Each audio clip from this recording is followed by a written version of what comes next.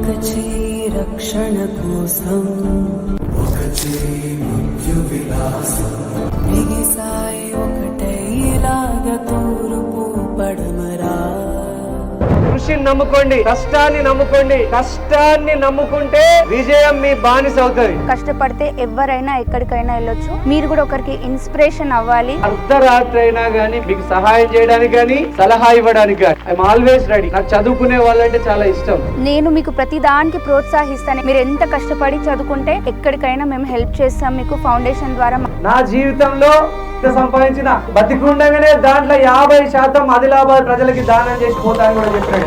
ఇప్పుడు శ్రీనన్న కానీ నేను కానీ ఇంత సంపాదించిన 50% ఫౌండేషన్ ద్వారా జనాలకు అందించాలనేది మా కోరిక అని నేను ఫస్ట్ నుండి చెప్తాను.